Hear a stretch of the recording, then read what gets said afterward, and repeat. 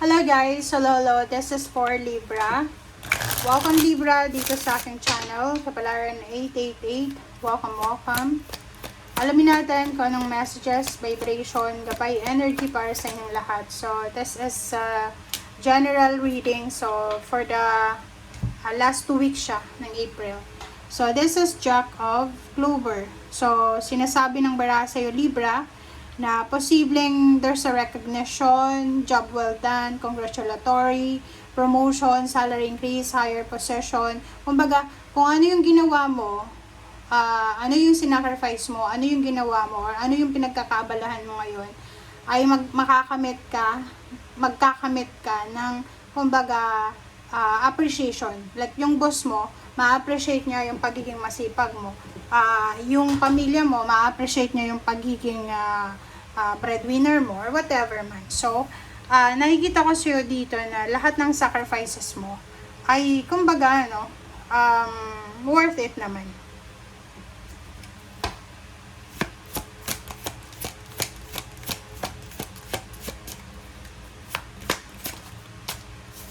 Okay, enlighten. Wow! So, doon sa mga Libra na dumaan kayo sa maraming problema, doon sa mga Libra na marami kayong pinagdaanan, like maraming gulo, family problems, financial problems, health problems, mental, emotional, spiritual health issues, sinasabi ng barahan na this 2 weeks, there's an illumination, may clarity, kumbaga tapos na. Yung mga hindi magandang nangyari sa past, may intindihan mo siya sa linggong ito kung bakit siya nangyari. Yung mga katanungan mo, may mga sagot na sa ngayon. So, there's a clarity, enlightenment, and illumination sa mga sitwasyon na hindi mo maintindihan dati.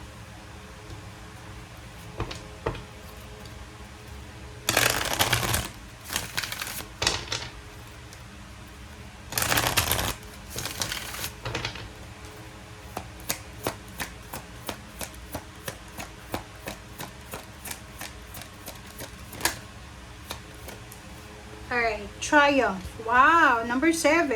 So, triumph na yan, this is victory eh. So, like for example, for the past few months or weeks, marami kang pinagdaanan na problema, kumbaga sinubo ka ng problema.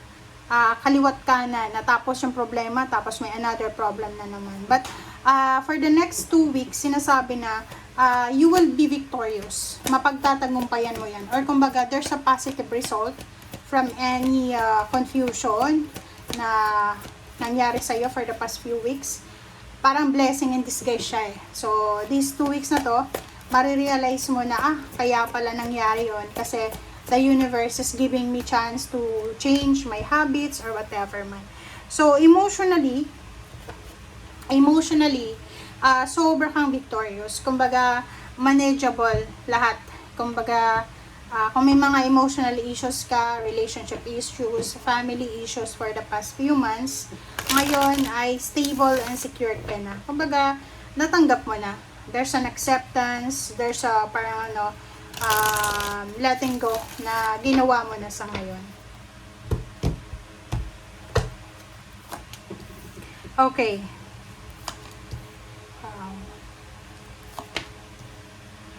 Nakikita ko sa'yo dito, merong Libra na posibleng magre-reminis ka ng nakaraan. Pwedeng babalikan mo yung mga nangyari sa'yo sa past relationships mo. Like siguro, kung may dati kang asawa, or yung ex mo, yung mga ex mo, or kung ano pa man na nangyari sa past. Kasi ito, sinasabi ng barahan na you are parang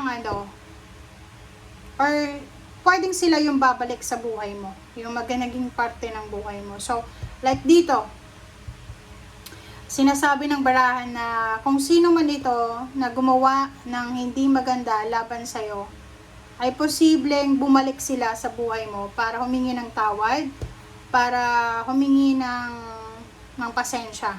Parang ganun. Or the other way around na sinasabi na ikaw yon, pwedeng ikaw yung nakagawa ng hindi maganda, and posibleng ikaw yung mag-reach out, ikaw yung humingi ng tawad, or ikaw yung humingi ng pasensya. Nakikita ko sa'yo dito na sa usaping pera, parang nare-realize mo na sa 2 linggong ito na mas naging maganda yung buhay mo few months ago or few years ago. Parang dati, medyo smooth yung pasok at labas ng pera. Tapos ngayon, medyo nahihirapan ka siguro sa pagmamanage ng salapi mo. Alright.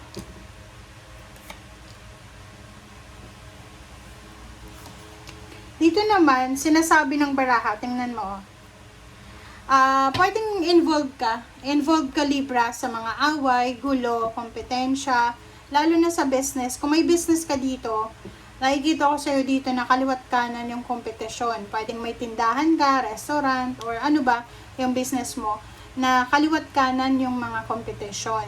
And another is family. Pwedeng sa pamilya,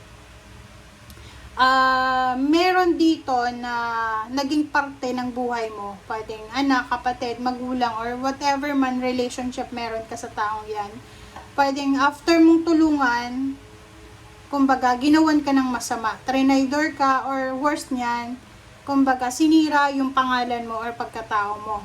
And now, nakikita ko sa'yo dito na for the past few months or years, parang nahirapan ka na let go yung situation. But for this last 2 weeks ng April, makikita mo dito na, kumbaga, kahit mahirap, siguro ile-let go mo na lang yung taong yan.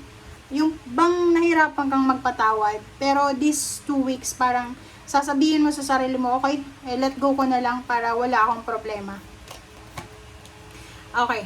So, kung ikaw naman ay single, looking for friendship, looking for a relationship, sinasabi ng barahan na maraming tao na posibleng gustong makipagkaibigan sa'yo, gustong lumapit sa'yo para maging karelasyon ka.